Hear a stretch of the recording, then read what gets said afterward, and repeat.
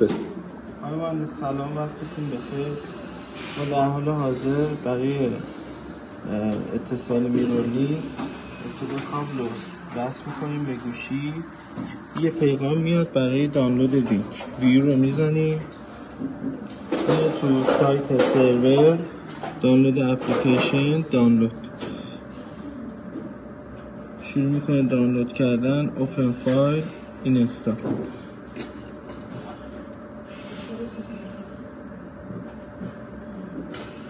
این شروع میکنه اینستال کردن. بعد از انتهای اینستال ما دوباره کابل رو باید در بیاریم و بعد از تموم شدن اینستال دوباره کابل رو جا بزنیم.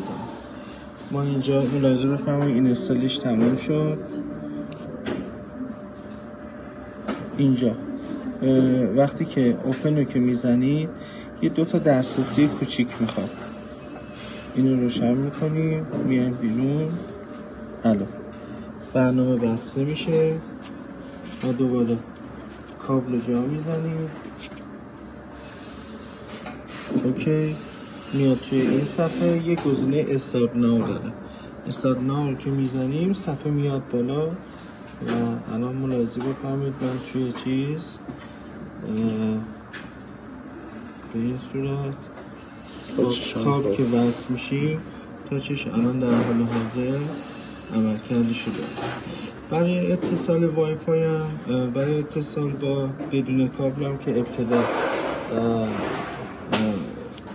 هات اسپات گوشی رو با دستگاه لینک میکنیم که تو ویدیو بعدی اونم براتون الان نشون میدم.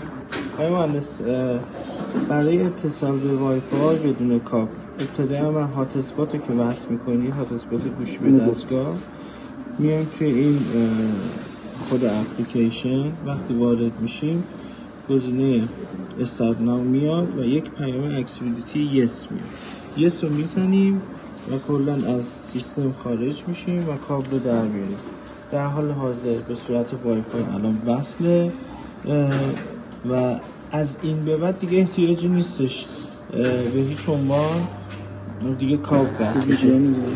توی ویدیو بعدی من نشون میدم که دوباره که وقتی اتصال به وای فای میزنیم خودش به صورت اتوماتیک روی سیستم میاد بالا. من الان اینو قطعش میکنم، میام بیرون،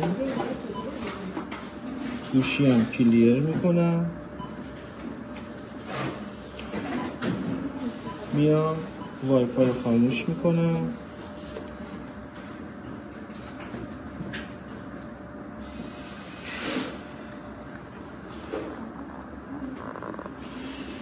و دوباره 25 شد.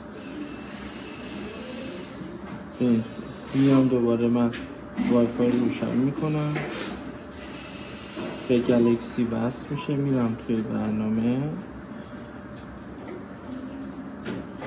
دوباره برنامه رو میزنم استارت ناو یس. ملاحظه بفرمایید دیگه من نیازی به کابل ندارم دوباره کابل اتصال بدم.